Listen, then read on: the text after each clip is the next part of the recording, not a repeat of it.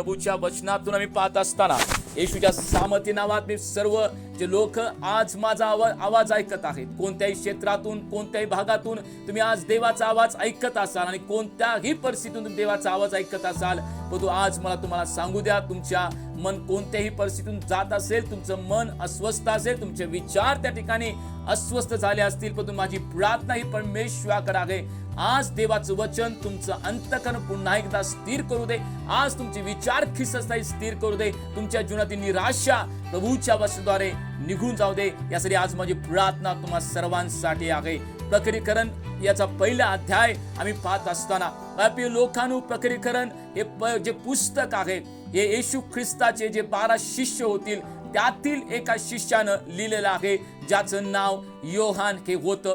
आणि मला प्रिय लोकांनो की पाप्थ नावाच्या बेटावरती जेव्हा रोमी सरकाराकडून सत्तेकडून त्यांचा छळ करण्यात आला आणि त्यांना कैदेमध्ये त्या ठिकाणी त्या बेटावरती टाकण्यात आलं आणि तिथे तो शिक्षा भोगत असताना, तिथे त्या ठिकाणी शिक्षेमध्ये असताना, तिथे त्या ठिकाणी तो दुःखामध्ये असताना, तिथे माझ्या प्रिय लोकांनो जगापासून दूर एक बेटावरती, बेट याचा अर्थ त्या ठिकाणी चहूबाजूनं पाणी वेढलेलं असतं आणि मधीच जमीन असते, अशा भागामध्ये त्या ठिकाणी योहान शिक्षा भोगत होता.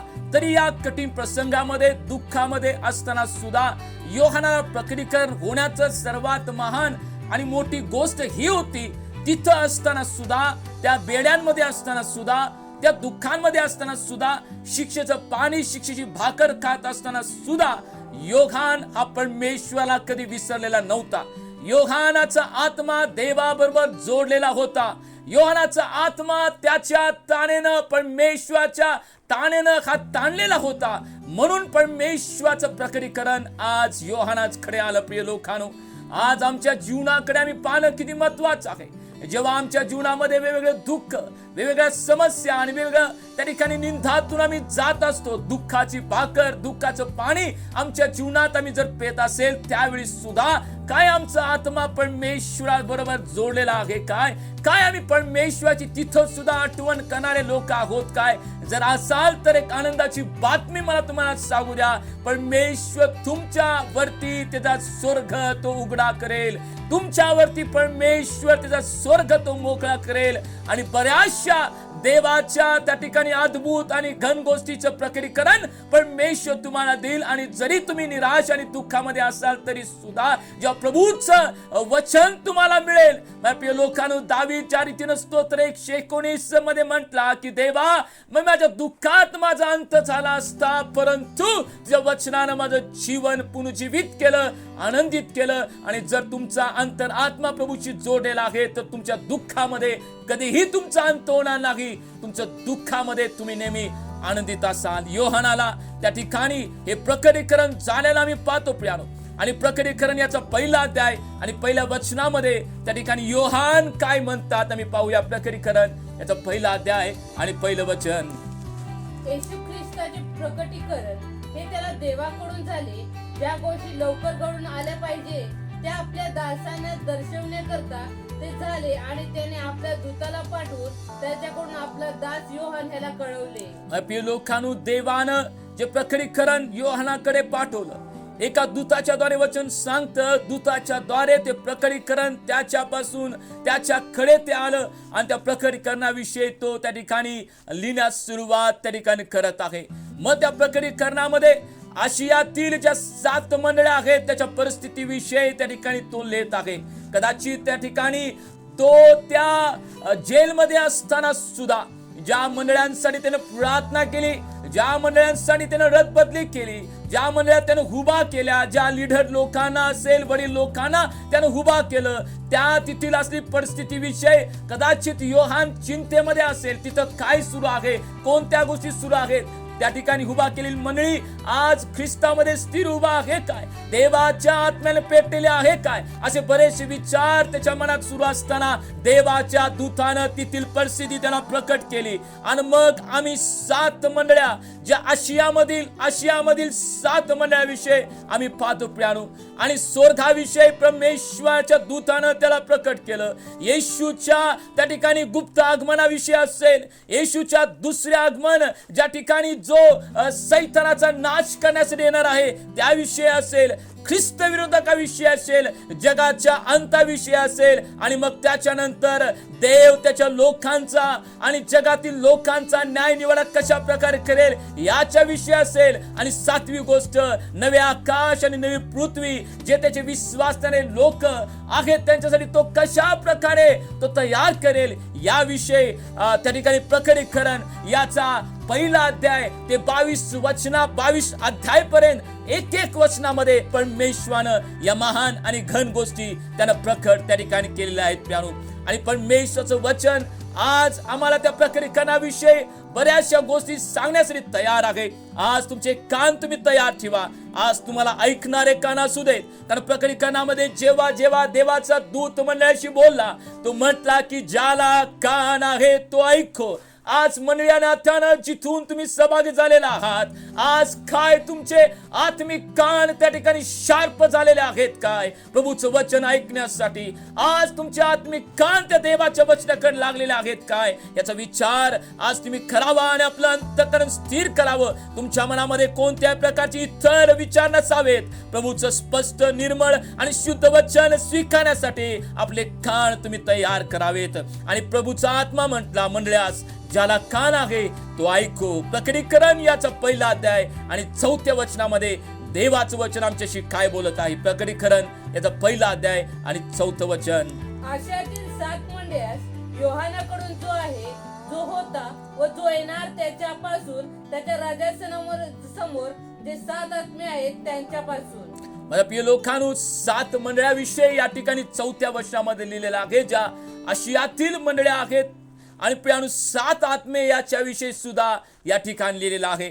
आज मी तुमच्याशी बोलत असताना या 7 आत्म्याविषयी आम्ही पाहणार आहोत. देवाचं वचन या 7 आत्म्याविषयी काय सांगतं आज आम्ही पाहूया. आणि देवाचे 7 आत्मे कोणत्या प्रकारे त्या ठिकाणी काम करत असतात, कोणत्या प्रकारे त्यांचं कार्य आहे, आज या ठिकाणी प्रकटीकरण करण्याचा पहिला अध्याय आणि 4थ्या वचनामधून आम्ही पाहणार आहोत. या पहिला आत्मा आम्ही पाहूया. रोम याचा पहिला अध्याय आणि 4थ्या वचनामध्ये या ठिकाणी पहिल्या आत्म्याचं त्या ठिकाणी वर्णन करण्यात आलेलं आहे. त्या आत्म्याचं नाव आहे पवित्रतेचा आत्मा. रोम याचा पहिला अध्याय आणि 4थं वचन. पवित्रतेच्या आत्म्याच्या दृष्टीने जो मृताच्या पुनरुत्थानाच्या द्वारे पराक्रमाने देवाचा पुत्र असा निश्चित ठरला. प्रिय लोकांनो, 7 आत्म्याविषयी पाहत असताना पहिला आत्मा या ठिकाणी आहे रोम याचा पहिला अध्याय 4थ्या वचनामध्ये पवित्रतेचा आत्मा, जो आत्मा आम्हास पवित्र करण्याचं काम करतो. पवित्रता, शुद्धता आणि पवित्र होण्याचा मार्ग तो आम्हाला शिकवतो. प्रिय लोकांनो, हा पवित्रतेचा आत्मा आहे. मनुष्य कोणत्या प्रकारे हा पवित्र होऊ शकतो, मनुष्याच्या जीवनामध्ये ती शुद्धता कशी येऊ शकते, मनुष्य आपला आत्मा, जीव, शरीर या तिन्ही गोष्टीमध्ये कशा रीतीनं तो पवित्र होऊ शकतो याविषयी हा पवित्रतेचा आत्मा आहे, जो प्रकटीकरण याचा पहिला अध्याय 4थ्या वचनामध्ये त्या ठिकाणी योहान ज्या 7 आत्म्याविषयी बोलत आहे तो या ठिकाणी पहिला आत्मा आहे, तो पवित्रतेचा आत्मा आहे. हा पवित्रतेचा आत्मा आमच्या जीवनामध्ये त्या ठिकाणी कशा प्रकारे येऊ शकतो, हा पवित्रतेचा आत्मा आमचं पवित्र जीवन तो कसं करू शकतो. कारण वचनामध्ये सांगतं, पहिले पेत्र याचा पहिला अध्याय आणि 15 वचनामध्ये, पाचारण करणारा देव, बोलवणारा देव, त्या ठिकाणी तुम्हाला निवडलेला देव हा पवित्र आहे, म्हणून तुम्ही सुद्धा सर्व प्रकारच्या आचरणामध्ये पवित्र असावं असं वचन त्या ठिकाणी लिहितं. प्रियानो, मग हा पवित्र करण्याचा आत्मा आम्हाला त्या ठिकाणी पवित्र करण्यासाठी आहे. मग कोणत्या मार्गाने आम्ही पवित्र होऊ शकतो, कोणत्या मार्गाने हा पवित्र आत्मा आम्हाला पवित्र करण्यासाठी आमचं जीवन तो तयार करू शकतो. 3 मार्ग या ठिकाणी आम्ही पाहू शकतो ज्याच्याद्वारे पवित्र आत्मा आम्हाला पवित्र करण्यासाठी मदत करतो. पहिला त्या ठिकाणी मार्ग आहे, पहिले योहान याचा पहिला अध्याय आणि 7 वचन काय सांगतं. पहिले योहान याचा पहिला अध्याय आणि 7 वचन. पण जसा तो प्रकाशक आहे तसे जर आपण प्रकाशात चालत असलो तर आपली एकमेकाबरोबर सहभागिता आहे, आणि त्याचा पुत्र येशू याचे रक्त आपल्याला सर्व पापापासून शुद्ध राखते. माझ्या प्रिय लोकांनो, पवित्र आत्मा आम्हाला पवित्र येशूच्या रक्ताद्वारे तो आम्हाला पवित्र करू शकतो. हा पवित्रतेचा आत्मा आहे, जो आम्हाला येशूचं रक्त आमच्या जीवनामध्ये स्वीकार करण्यासाठी, आमच्या सर्व पापाविषयी आम्ही येशूचं रक्त कबूल करण्याविषयी जे आम्ही मागतो, आमच्या जीवनामध्ये ती पवित्रता येते. पवित्रतेचा आत्मा येशूच्या रक्ताद्वारे आमचं जीवन पवित्र करण्यासाठी तो ठिकाण तो आम्हाला मदत करतो. काय प्रभू येशू ख्रिस्ताचं रक्त आज तुमच्या जीवनामध्ये तुम्ही त्या ठिकाणी अप्लाय करणारे लोक आहात काय? जर तुमचा अंतरात्मा असेल, तुमचा जीव असेल, तुमचं शरीर असेल त्या ठिकाणी अपवित्रतेमध्ये, त्या ठिकाणी अजून त्या ठिकाणी जीवन जगत आहे, तुमचे डोळे, तुमचे विचार, तुमचा आत्मा, तुमच्या बऱ्याचशा गोष्टी अजून कुठं नाही कुठं तरी जर त्या ठिकाणी अमंगळ गोष्टीकडे विचार तुमचे भाग पळत आहेत, तुमचे डोळे पळत आहेत, तर तुम्ही येशूचं रक्त ते मागावं, ते अप्लाय करावं, लावावं. मला तुम्हाला सांगू द्या की तुमच्या डोळ्यामध्ये असलेल्या त्या वासना, अमंगळपणा, अशुद्ध विचार ते निघून जातील जेव्हा पवित्र आत्म्याच्या द्वारे मार्गदर्शन घेऊन तुम्ही येशूचं रक्त आपल्या जीवनावरती तुम्ही स्वीकार कराल, लावाल. कारण येशूचं रक्त आम्हाला पवित्र करण्यासाठी मदत करतो. प्रिय लोकांनो, पवित्र करण्यासाठी दुसरा मार्ग कोणता आहे? जो पवित्र आत्मा आम्हाला मदत करेल. इफिस याचा 5वा अध्याय आणि 26 वचनामध्ये, इफिस याचा 5वा अध्याय आणि 6व्या वचनामध्ये आम्हाला पवित्र होण्याचा दुसरा मार्ग पवित्र आत्मा शिकवतो. आम्ही पाहूया इफिस 5:26. अशासाठी की तिला त्याने वचनाद्वारे जलस्नानाने स्वच्छ करून पवित्र करावे. लोक देवाच्या वचनाद्वारे आम्ही स्वतःला पवित्र करू शकतो. देवाच्या पवित्र वचनाद्वारे आमचं जीवन त्या ठिकाणी पवित्र होतं. काय प्रिय लोकांनो, तुमच्या जीवनामध्ये ज्या रीतीनं दावीद म्हटला स्तोत्र 119 आणि 11 वचनामध्ये की देवा मी तुझ्या विरुद्धात पाप करू नये म्हणून वचन माझ्या हृदयात मी जपून ठेवलेलं आहे. माझ्या प्रिय लोकांनो, जर तुम्हाला पवित्र व्हायचं आहे, पवित्र आत्मा, जीव, शरीर आणि विचार याच्यामध्ये पवित्र असावा जर तुमची इच्छा आहे, पवित्र आत्मा देवाच्या प्रिय वचनाद्वारे तो आम्हाला पवित्र करतो. काय देवाचं वचन तुम्ही वाचत आहात काय? काय देवाच्या वचनाचं चिंतन मनन तुम्ही करत आहात काय? काय देवाचं वचन तुम्ही स्पष्टपणे कान देऊन ऐकत आहात काय? सकाळच्या वेळेमध्ये पवित्र शास्त्र वाचण्याच्या अगोदर जेव्हा तुम्ही आपलं पवित्र शास्त्र उघडता आणि ही प्रार्थना परमेश्वर तुम्ही करत आहात काय? हे परमेश्वरा बोल, तुझा दास ऐकत आहे. हे परमेश्वर बोल, तुझी दासी ऐकत आहे. आणि या प्रार्थनेच्या द्वारे जेव्हा तुम्ही प्रभूच्या समोर जाल, जो परमेश्वर शम्मेलशी बोलला, मला तुम्हाला सांगू द्या, तो तुमच्याशी बोलेल.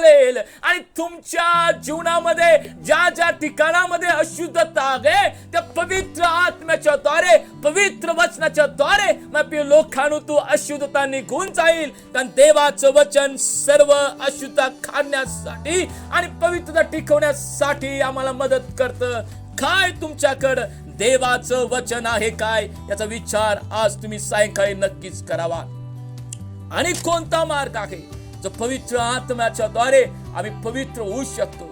पवित्र आत्मा आम्हाला पवित्र करू शकतो प्यानो. आणि कोणता मार्ग आहे पवित्रतेचा आत्मा आणि कोणत्या गोष्टी आम्हाला शिकू शकतो? पहिले पेत्र याचा 1ला अध्याय आणि 2रं वचन. पहिले पेत्र याचा 1ला अध्याय आणि 2रं वचन.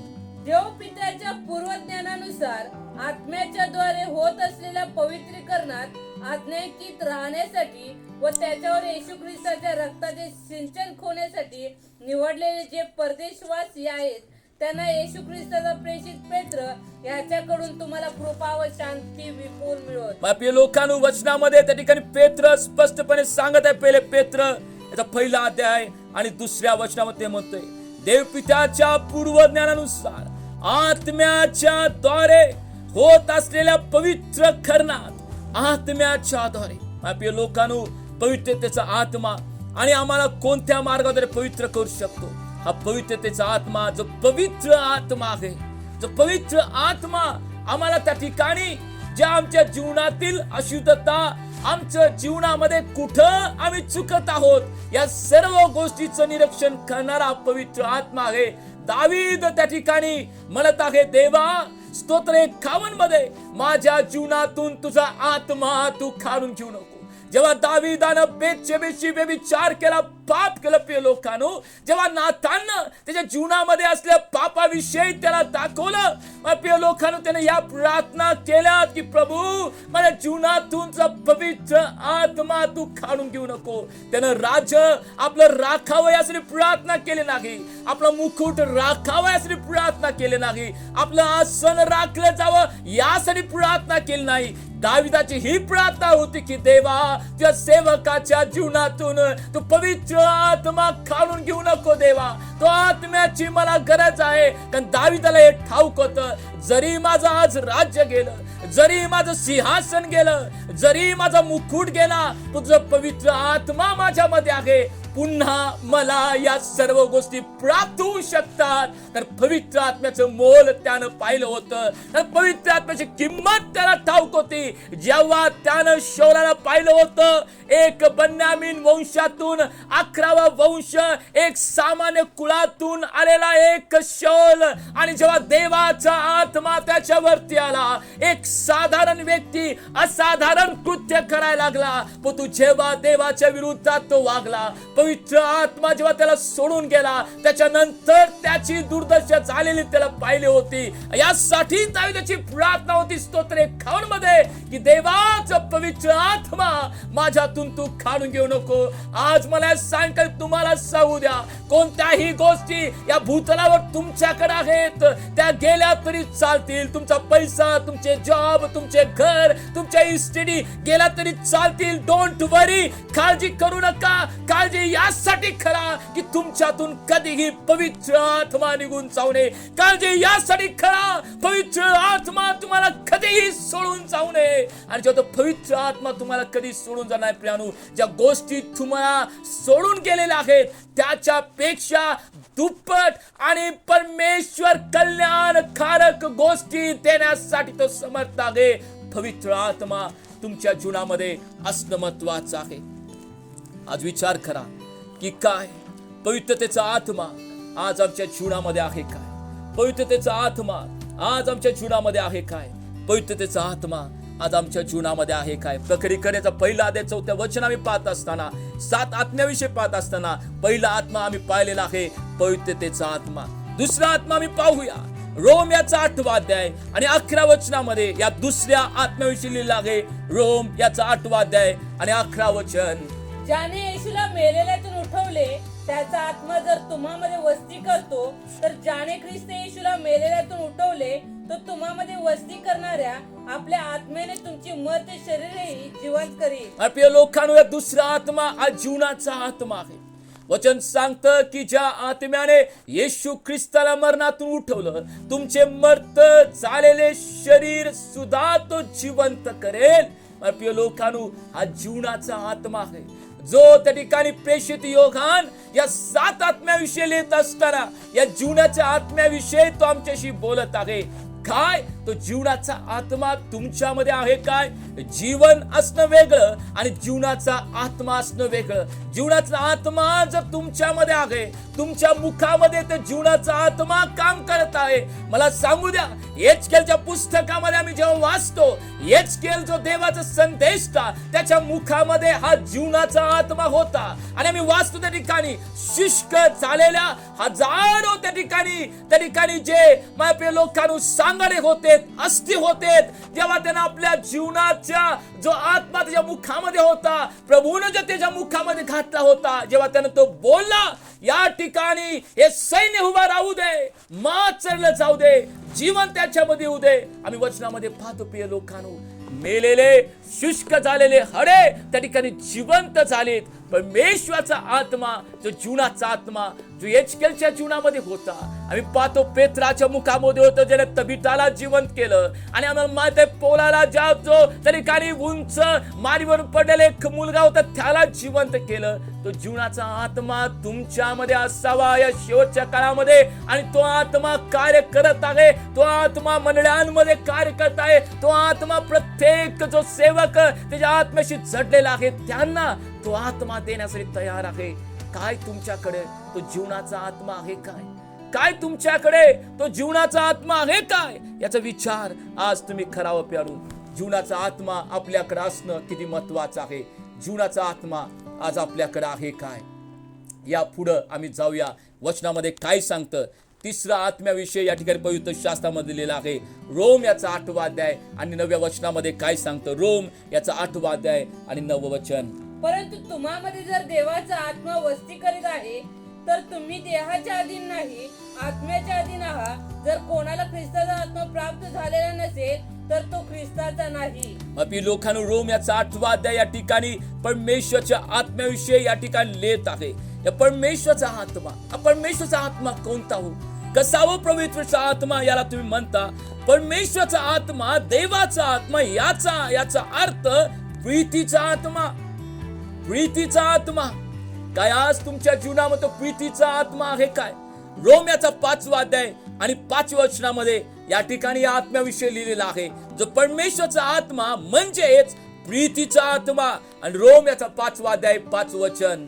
आणि आशा लाजवत नाही, कारण आपणाला दिलेल्या पवित्र आत्म्याच्या द्वारे आपल्या अंतःकरणात देवाच्या प्रीतीचा वर्षाव झाला आहे. आपल्या अंतःकरणात देवाच्या आत्म्याच्या द्वारे प्रीतीचा वर्षाव झालेला आहे. देवाचा आत्मा कोणता हो, तर देवाचा आत्मा हा प्रीतीचा आत्मा आहे. प्रीती म्हणजे काय. प्रीती म्हणजे त्याग आहे. प्रीती म्हणजे काय माझ्या प्रियानो. प्रीती म्हणजे त्याग आहे. प्रीतीची सिद्धता म्हणजे काय आहे.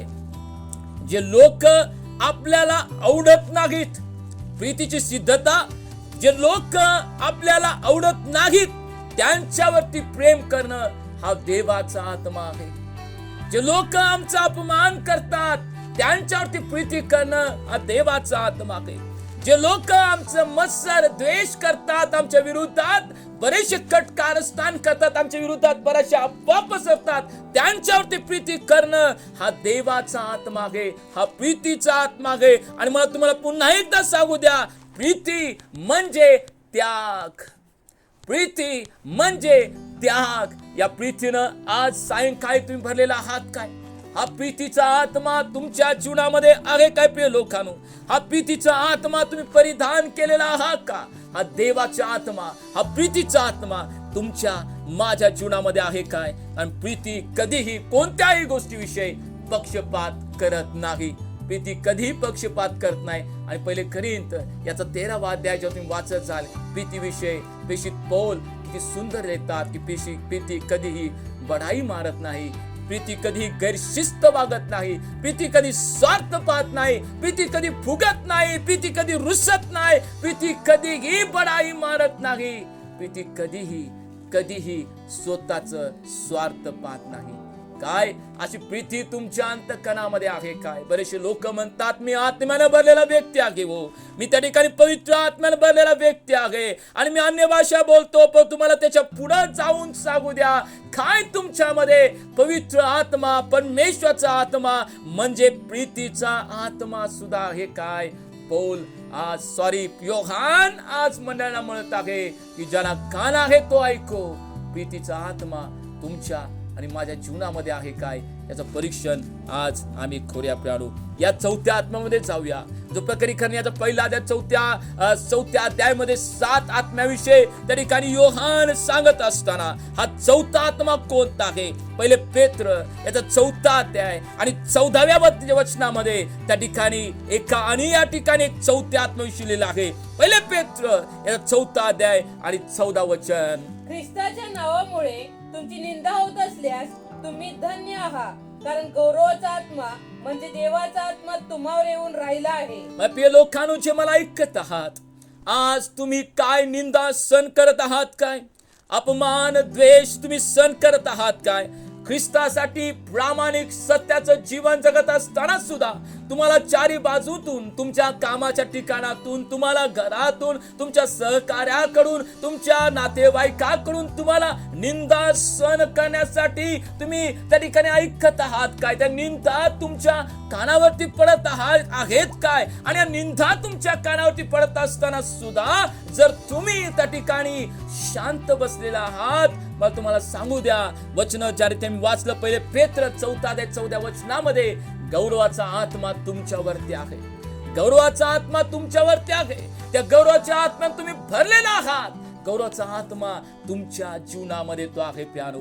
निंदा, अपमान, द्वेष मत्सर या सर्व गोष्टी आज आमच्या विरोधात असताना, आमच्या विरोधात त्या ठिकाणी शब्द आम्हाला ऐकत असताना, आम्ही प्रभूकडे पाहत असताना, आम्ही अश्रू ढाळत असताना, प्रभू मी त्या ठिकाणी एक किती निंदा ऐकत आहे, प्रभू मी किती अपमान ऐकत आहे, प्रभू मी किती द्वेष ऐकत आहे, जो व्यक्ती मूक मनुष्याकडे नव्हे परमेश्वराकडे उघडत आहे. मला तुम्हाला सांगू द्या, त्या प्रत्येक व्यक्तीवरती जो योहान सांगत आहे, प्रेषित योहान सांगत आहे 7 आत्म्याविषयी, त्यातील 4था आत्मा गौरवाच्या आत्म्यानं तुम्ही भरलेला आहात. गौरवाचा आत्मा तुमच्यावरती आहे.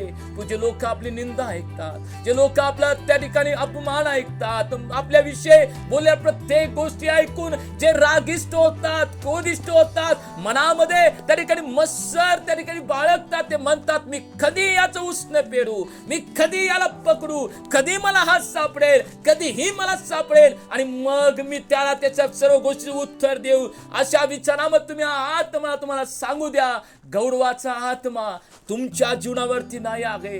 गौरवाच्या आत्म्याने तुम्ही कधीही भरू शकत नाही. गौरवाचा आत्मा जर तुमच्यावरती असावा माझ्या प्रिय लोकांनो, तर निंदा, अपमान आणि द्वेष सहन केल्यानंतर तो गौरवाचा आत्मा आम्हाला तो प्राप्त होईल. काय तुम्ही सहन करणारे आहात? काय तुम्ही सहन करणारे आहात काय? आणि आम्ही वचनामध्ये ऐकलं होतं की आम्ही मृत्यू छायेच्या दरीतून जात असलो, निंदाच्या त्या ठिकाणी दरीतून जरी जात असलो, आम्ही कोणत्याही अरिष्टला भिणार नाही, तर परमेश्वराची आकडी आणि काठी तुम्हाला धीर देतील. आज किती लोकांची ही साक्ष आहे या सायंकाळी. होय, या निंदाच्या परिस्थिती मी जात असताना मी माझं मुख उघडत नाही, मी लोकांना सांगत बसत नाही. कारण परमेश्वराची आकडी आणि काठी मला धीर देते. आज सायंकाळी किती लोकांची साक्षी आहे, मृत्यूच्या दरीतून, निंदेच्या दरीतून जात असताना मी कोणत्याही अरिष्टाला भीत नाही, कोणत्याही अपमान निंदाला मी भेट नाही, कारण परमेश्वराची आकडी आणि काठी मला धीर देते. मी प्रभूला धन्यवाद देतो. जे लोक त्या ठिकाणी या परिस्थितीतून जात असताना आपलं मुख शांत ठेवून परमेश्वराकडून येणाऱ्या मुक्तीसाठी ते वाट पाहत आहेत. माझ्या भावा, माझ्या बहिणी, तुझ्यासाठी एक आनंदाची बातमी आज सायंकाळी, एक गुड न्यूज मला तुला सांगू दे. गौरवाचा आत्मा तुझ्यावरती आहे. गौरवाच्या आत्म्यानं माझ्या बहिणी तू भरलेली आहेस. गौरवाचा आत्मा तुझ्यावरती आहे. या 5व्या आत्म्याकडे जाऊया. या ठिकाणी प्रकटीकरणाच्या 1 अध्याय 4थ्या वचनामध्ये प्रेषित योहान ज्या आत्म्याविषयी सांगत आहे, तो 5वा आत्मा 1 योहान याचा 4था अध्याय आणि 6व्या वचनामध्ये काय सांगतं? 1 योहान 4था अध्याय आणि 6वं वचन. आपण देवाचे आहो. जो देवाला ओळखतो तो आपले ऐकतो, जो देवाचा नाही तो आपले ऐकत नाही. ह्यावरून सत्याचा आत्मा कोणता व भ्रांतीचा आत्मा कोणता हे आपण ओळखतो. प्रिय लोकांनो, हा 5वा आत्मा जो आहे तो सत्याचा आत्मा आहे. प्रेषित योहान 1 अध्याय 4थ्या वचनामध्ये ज्या 7 आत्म्याविषयी बोलत असताना हा 5वा आत्मा हा सत्याचा आत्मा आहे. सत्याचा आत्मा देवाच्या वचनाद्वारे समजते व त्या देवाच्या वचनाला अनुसरून जीवन जगण्यासाठी हा सत्याचा आत्मा आम्हाला मदत करतो. सत्याचा आत्मा देवाच्या वचनाद्वारे आम्हाला तो समजतो. देवाचं सत्य वचन समजून त्यानुसार जीवन जगण्यासाठी हा सत्याचा आत्मा आम्हाला त्या ठिकाणी मदत करतो. काय सत्याच्या आत्म्याने तुम्ही भरलेला आहात काय? आज 2 मिनिटं आज आम्ही स्वतःला हा प्रश्न विचारूया, मी सत्याच्या आत्म्याने भरलेला आहे काय? मग याचं परीक्षण काय हो? मी सत्याच्या आत्म्याने भरलेला आहे तर याचं सरळ एक परीक्षण आहे, सरळ एक त्या ठिकाणी मार्ग आहे. जे वचन मला समजतं त्या वचनाचं चिंतन मनन करून त्याला जेव्हा मी अनुसरून करतो, त्याला धरून मी चालतो, तेव्हा मला समजतं मी सत्याच्या आत्म्याने भरलेला आहे. आम्हाला एकच आत्मा, पवित्र आत्मा आम्हाला माहित आहे. आम्ही अन्य भाषा बोलतो आणि म्हणतो बास मला सर्व माहित आहे, पण त्याच्या पुढं आज जाण्याची गरज आहे. आज त्याच्या पुढं आम्ही पाहूया काय सत्याचा आत्मा आज माझ्या जीवनामध्ये आहे काय? सत्याचा आत्मा माझ्या अंतःकरणामध्ये आहे काय? माझ्या मुखामध्ये आहे काय? मी सत्यानं चालत आहे काय? याचा विचार करूया. आज सत्याचा आत्मा आज आमच्या जीवनामध्ये असणं किती आवश्यक आहे. जेव्हा देवाचं वचन आम्ही समजून घेतो आणि त्या वचनानुसार जीवन जगण्याचा प्रयत्न करतो, चालतो, तेव्हा हा सत्याचा आत्मा आम्हाला मदत करतो, सत्याचा आत्मा आम्हाला सहाय्य करतो. या 6व्या आत्म्याकडे आम्ही जाऊया. प्रकटीकरणाचा 1 अध्याय 4 वचनामध्ये प्रेषित योहान ज्या 7 आत्म्याविषयी सांगत आहे. माझ्या प्रिय लोकांनो, आम्ही पाहूया 6वा आत्मा त्या ठिकाणी जकर्या याचा 12वा अध्याय आणि 10व्या वचनामध्ये त्या ठिकाणी या आत्म्याविषयी लिहिलं आहे. जकर्या याचा 12वा अध्याय आणि 10वं वचन. आणि मी दाविदाच्या घराण्यावर व यरूशलेम निवासावर कृपा व विनवणी यांच्या आत्म्याचा वर्षाव करेन, आणि ज्या मला त्यांनी विंजली त्या मजकडे ते पाहतील. एकुलते एका पुत्रासाठी शोक करावा तसे ते त्यासाठी शोक करतील. ज्येष्ठ पुत्राबद्दल जसा कोणी अत्यंत खेद करतो तसा ते त्याबद्दल खेद करतील. प्रभूला धन्यवाद देतो या आत्म्यासाठी जो 6वा आत्मा आहे. जकर्या 12:10 मध्ये सांगतं प्यानो. आणि हा कृपेचा आत्मा आहे, हा कृपेचा आत्मा आहे. परमेश्वर म्हटला, मी माझ्या लोकांवरती कृपेच्या आत्म्याचा आणि विनवणीच्या आत्म्याचा वर्षाव करीन. हा कृपेचा आत्मा आहे प्यानो, हा कृपेचा आत्मा आहे. जर कृपेच्या आत्म्यात तुम्ही भरलेला असाल तर प्रेषित पौल ज्यावेळी नेहमी साक्ष देतो, मी या गोष्टी केल्या, त्या गोष्टी केल्या, हे केलं, ते केलं, असं केलं, तसं केलं, जेव्हा तो म्हणत असेल किंवा त्या कानावरती शब्द पडत असतील, लोक सांगत असतील की प्रेषित पौल या गोष्टी केल्या, हे प्रकटीकरण, ते चमत्कार, ते दृष्टांत, माझ्या प्रिय लोकांनो, तेव्हा पौल एकच उत्तर देता होता, मी नव्हे तर माझ्या ठाई बसणाऱ्या त्या देवाच्या कृपेनं केलेला आहे. ही कृपा, आज कृपेचा आत्मा तुमच्या जीवनामध्ये आहे का? आणि जेव्हा आम्ही त्या कृपेच्या आत्म्यात भरलेला असू, कधीही बडाई आम्ही मारणारे नसणार. कधी लोक म्हणतील हे झालं, ब्रदर ते झालं, पाळक साहेब असं झालं, तुमच्या झालं, तसं झालं, सिस्टर हे केलं, ते केलं. आमच्या अंतःकरणातून नेहमी हा शब्द येईल, मी नव्हे, माझ्या ठाई बसणाऱ्या देवाच्या कृपेनं ते केलं आहे. आपल्या लोकांनो, काय कृपेचा आत्मा तुमच्यावरती आहे काय? कृपेच्या आत्म्याने तुम्ही भरलेला आहात काय? कृपेचा आत्मा आज आमच्या जीवनामध्ये आहे काय हे आम्ही पाहूया. आणि कृपेचा आत्मा जेव्हा आमच्या जीवनामध्ये असेल, कृपेच्या आत्म्याने जेव्हा आम्ही भरलेला असू प्रियानो, कुठेही जाऊ आमच्यासाठी दरवाजे उघडले जातील. कुठेही जाऊ आमच्यासाठी कार्य होईल. कुठेही जाऊ परमेश्वर आमच्यासाठी लोकांना तो उभा करेल. कुठेही जाऊ, ज्या परमेश्वरानं एस्थेरसाठी लोकांना उभा केलं, ज्या परमेश्वरानं पौलासाठी लोकांना उभा केलं, परमेश्वर आमच्यासाठी सुद्धा लोकांना उभा करेल. मला तुम्हाला विचारू द्या, काय कृपेच्या आत्म्यानं तुम्ही भरलेला आहात काय? आणि मी याच्या अगोदर सुद्धा शिकवलेलं आहे, दया सर्वांवरती होते हो. मंडळी ऐका, ज्यांना कान आहे तो ऐको. दया सर्वांवरती होते, पण तो कृपा मिळवायला लागते. जी कृपा एस्थेरने मिळवली, जी कृपा प्रेषित पौलने मिळवली, काय ती कृपा तुमच्याकडे आहे काय? या कृपेच्या आत्म्यानं तुम्ही भरलेला आहात काय? कृपेचा आत्मा तुम्हाला चालवत आहे काय? कृपेचा आत्मा तुमच्या जीवनामध्ये आहे काय? याच्या विषयी आज आम्ही पाहणं किती महत्वाचं आहे. परमेश्वर देवबाप तुम्हा सर्वांना या आजच्या वचनाद्वारे आशीर्वाद करू. बऱ्याचशा गोष्टी अजून आहेत प्रियानो ज्या आम्ही पाहणार आहोत. आणि 7वा जो आत्मा आहे त्याच्याविषयी आम्ही पाहूया. पहिले पेत्र याचा 1 अध्याय आणि 11 वचनामध्ये हा शेवटचा आत्मा आम्ही पाहूया. पहिले पेत्र याचा 1 अध्याय आणि 11 वचन. त्याच्यामध्ये जो ख्रिस्ताचा आत्मा होता, त्याने ख्रिस्ताची दुःखे व त्यानंतरच्या गौरवयुक्त गोष्टी पूर्वीच सांगितल्या. त्यात त्यांनी कोणता अथवा कसा काळ सुचवला याविषयी ते शोध करीत होते.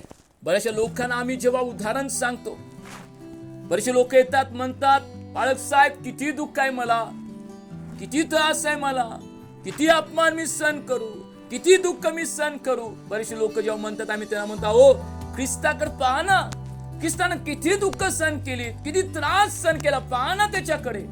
लोक म्हणतात, अहो तो ख्रिस्त होता, तो देव होता, त्यानं सहन केला, आम्हाला कसं सहन करता येईल? हे लोक का बोलतात माहित आहे का? कारण हा 7वा आत्मा जो ख्रिस्ताचा आत्मा आहे, त्या आत्म्याने ते भरलेच नाहीत. तो आत्मा त्याला चालवतच नाही. तो आत्मा त्यांना त्या ठिकाणी लीडच करत नाही. कारण वचन सांगतं पहिले पेत्र पहिला अध्याय 11 वचनामध्ये की परमेश्वर कुणाला हा आत्मा देतो. पहिले पेत्र पहिला अध्याय आणि 11 वचनामध्ये देवाचं वचन स्पष्टपणे सांगतं माझ्या लोकांनो, ज्याच्यामध्ये जो ख्रिस्ताचा आत्मा होता त्याने ख्रिस्ताची दुःखे व त्यानंतरच्या गौरवयुक्त गोष्टी पूर्वीच सांगितल्या. वचन सांगतं ज्यांच्यामध्ये ख्रिस्ताचा आत्मा होता, हा 7वा आत्मा ख्रिस्ताचा आत्मा. तर कशासाठी आहेत माझ्या प्रिय लोकांनो? ख्रिस्तासारखे दुःख सहन करण्यासाठी तो आम्हाला मदत करतो. ख्रिस्तासारखे दुःख सहन करण्यासाठी तो ख्रिस्ताचा आत्मा जो 7वा आत्मा आहे, पहिले पेत्र पहिला अध्याय 11 वचनाप्रमाणे तो आम्हाला मदत करेल. मग जो त्या आत्म्यात तुम्ही भरलेला असाल, लोक जेव्हा तुमची निंदा करतील, लोक अपमान करतील, बाहेरचे नव्हे व स्वतःचे, बाहेरचे करतातच पण तू स्वतःचे जेव्हा करतील त्यावेळी सुद्धा तुम्ही हे म्हणाल, हे बाप्पा त्यांना क्षमा कर, कारण ते काय करतात त्यांना कळत नाही. आणि मग स्टीफन सारखी सुद्धा तुम्ही प्रार्थना करा की हे पित्या त्यांचं पाप त्यांच्याकडून मोजू नको. जर ख्रिस्ताचा आत्मा तुम्हाला जर चालवत असेल, प्रेषित योहान या आत्म्याविषयी बोलत आहे. प्रेषित योहान या 7 आत्म्याविषयी सांगत आहे प्यानो. ही 7 आत्मे आज आपल्या जीवनामध्ये घेण्याची वेळ आहे. त्या 7 आत्म्याने भरण्याची वेळ आहे. या 7 आत्म्यांना समोर ठेवून तुम्ही दररोज प्रार्थना करायची गरज आहे. जर तुम्ही शेवटच्या काळामध्ये जीवन जर जगत आहात असं तुम्हाला वाटतं, या 7 आत्म्यासाठी तुम्ही प्रार्थना करण्याची गरज आहे. आपल्या लोकांनो, जेव्हा तुम्ही प्रार्थना या प्रकारे कराल, तुमचं जीवन एका वेगळ्या स्तराला गेलेलं तुम्ही या वर्षी पाचेला येशूच्या नावामध्ये.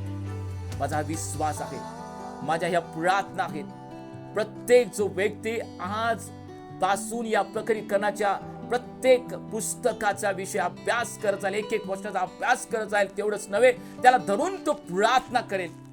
माझ्या प्रिय लोकांनो, हे वचन संपता संपता संपता संपता तुम्ही तुमच्या जीवनामधील नवीन रूपांतर झालेलं, नवीन अभिषेकामध्ये तुम्ही पुढे गेले नक्कीच पाचेला. कारण वचन सांगतं, आत्मा म्हणतो ज्याला कान आहे तो ऐकू. परमेश्वर देवा आजच्या भागावर तुम्हाला आशीर्वाद करू.